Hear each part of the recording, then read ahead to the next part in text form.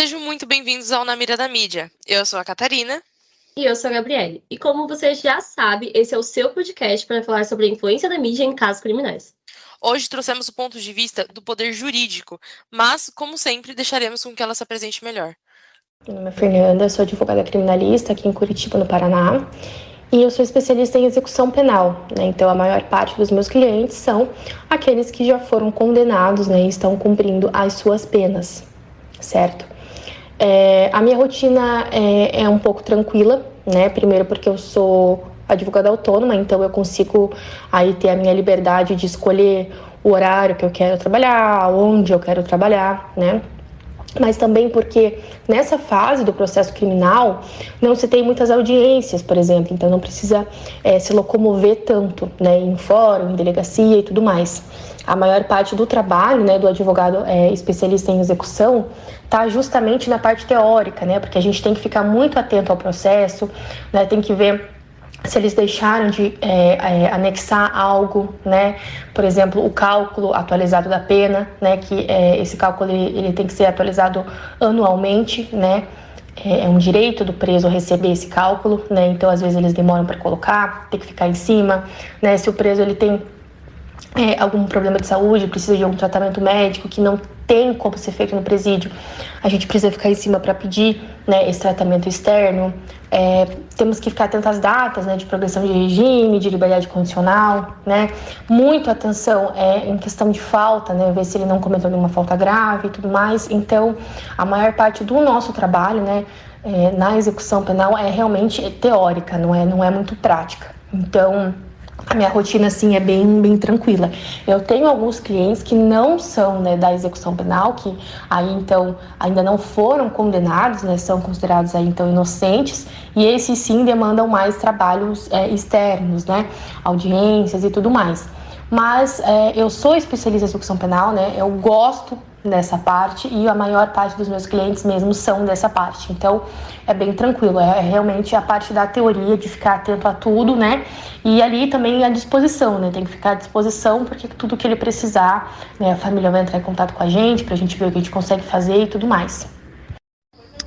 Em algum momento da sua carreira, você se lembra de alguma notícia que saiu ou alguma informação que foi divulgada por qualquer tipo de veículo que tenha interferido na decisão do juiz? Pode ser tanto negativa quanto positiva. A imprensa é extremamente importante, né? Porque é graças a ela que a gente consegue aí levar a informação para todo e qualquer tipo de pessoa, todo e qualquer tipo de lugar, né? Então, o papel é extremamente importante.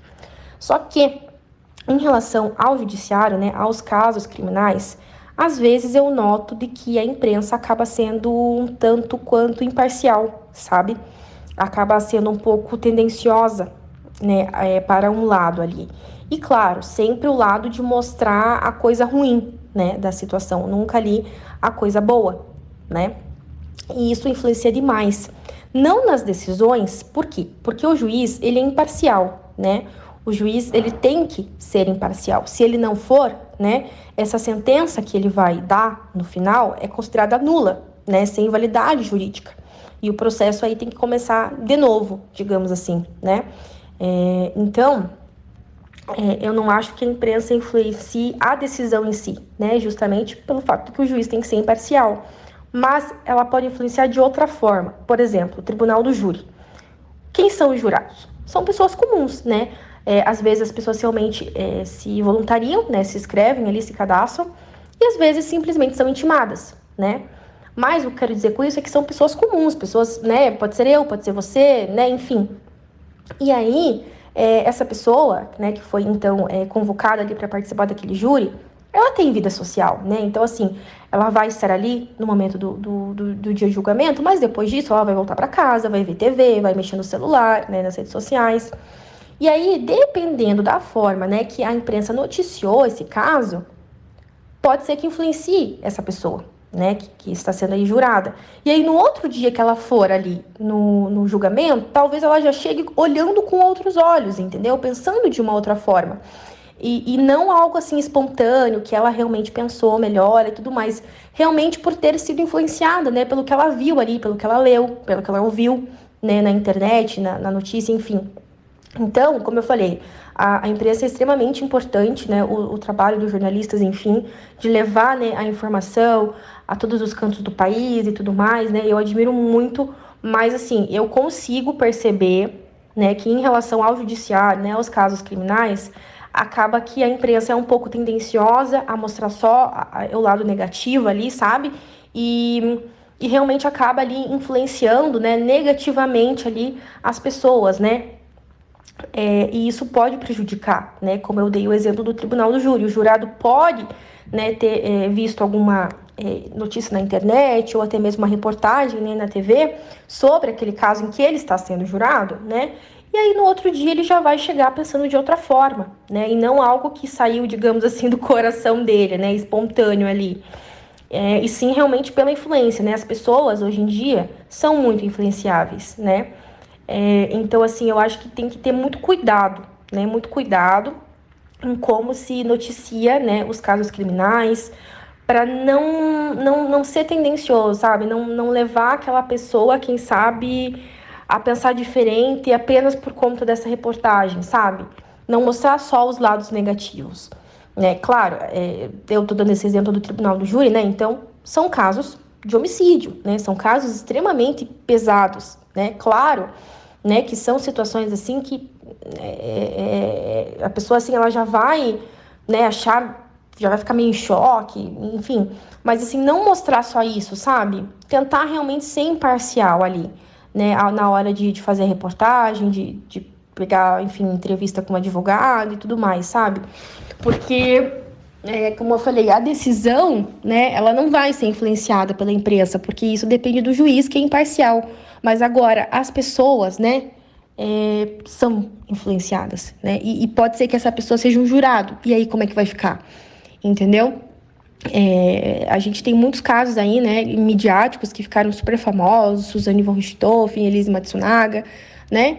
E elas, além de serem, né, condenadas pelo juiz, elas também foram condenadas pela mídia, né? Porque a mídia só mostrava a parte ruim ali da história.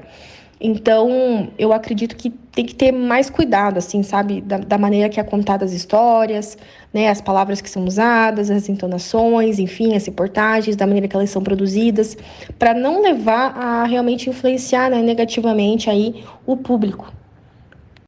E qual é a sua relação com a imprensa? Você considera que é uma relação boa? Como que funciona essa troca no dia a dia? A minha relação com a imprensa é boa, como eu falei, eu admiro muito o trabalho, eu acho um trabalho extremamente importante, ainda mais na era que a gente está, né, digital, de fake news e tudo mais, é importante ter, né, a imprensa ali para realmente levar as informações verdadeiras, né, a toda e qualquer pessoa.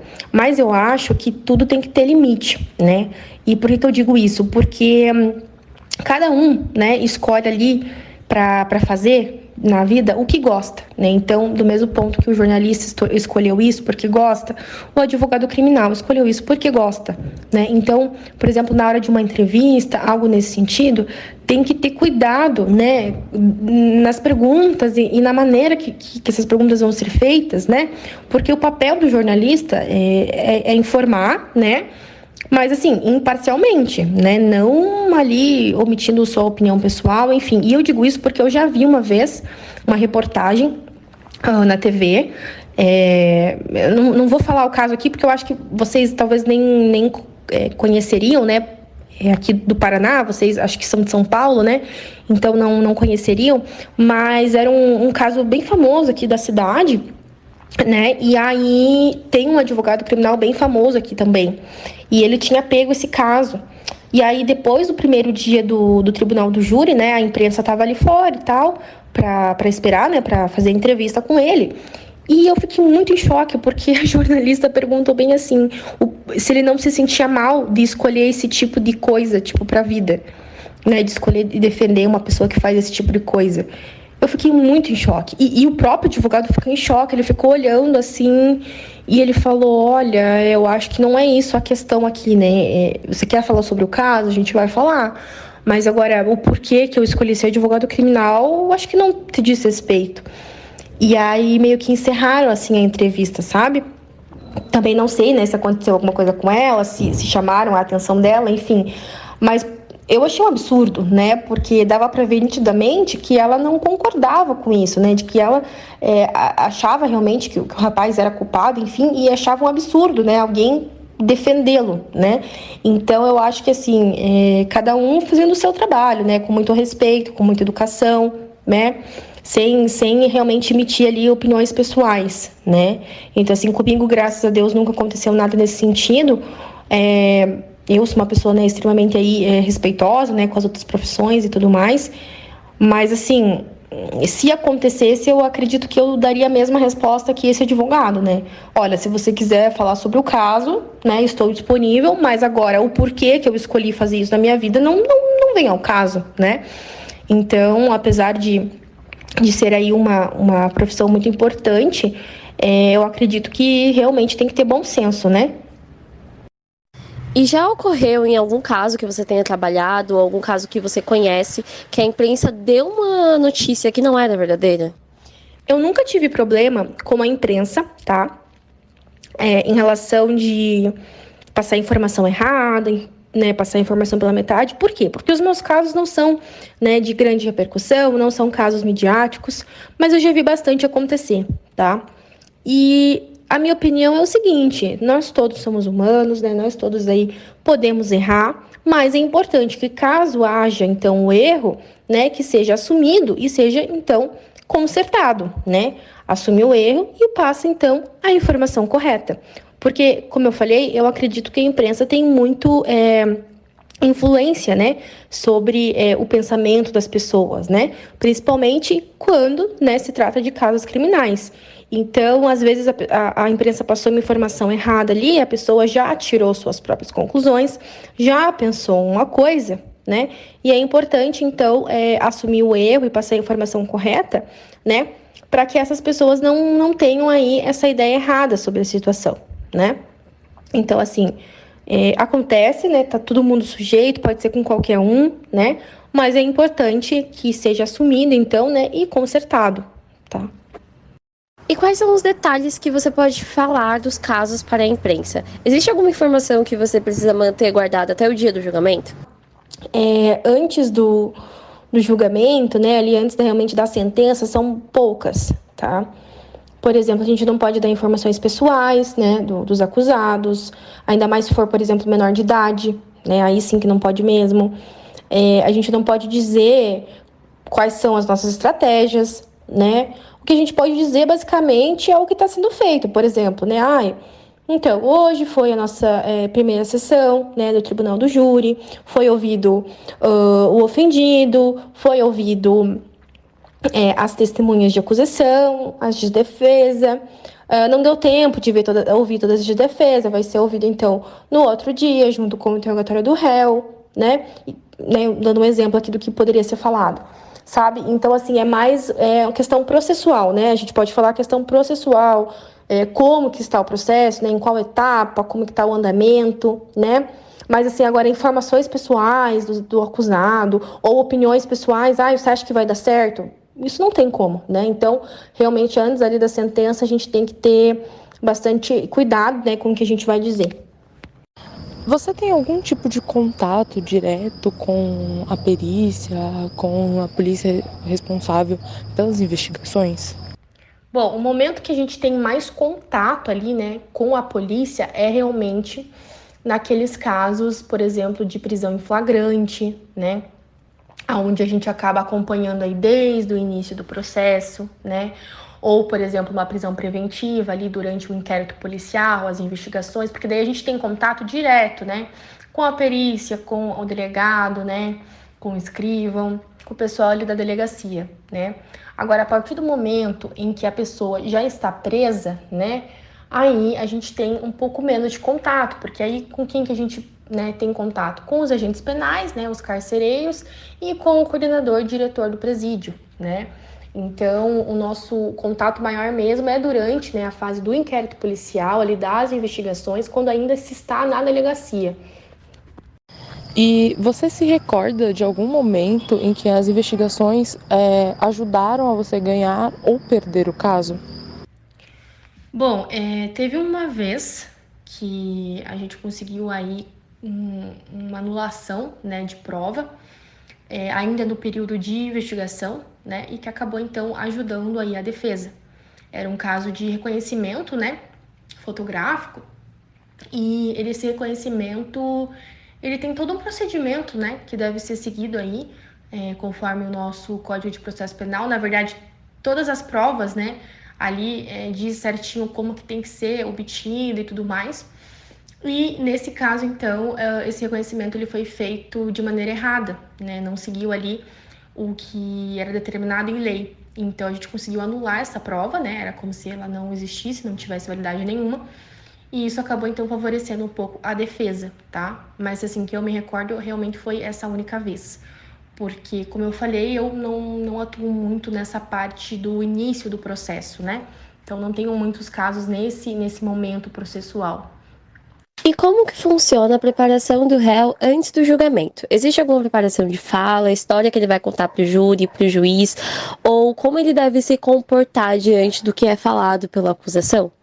A gente precisa marcar, né, um dia, uma hora, enfim, para conversar, para a gente realmente explicar para aquele acusado como que funciona a audiência, né? Porque a audiência de instrução e julgamento, ela é o ato principal, né? É ali que vai se ouvir as testemunhas, que vai se ouvir o próprio acusado, né? O ofendido, se tiver, aonde vai ser vista todas as provas, né? E é onde também o juiz vai ter, então, a sua decisão, né? Por absolver, por inocentar aquela pessoa ou por condenar, né? Por considerar, então, culpado. Então, é o ato mais importante ali do processo criminal, né? Na minha opinião.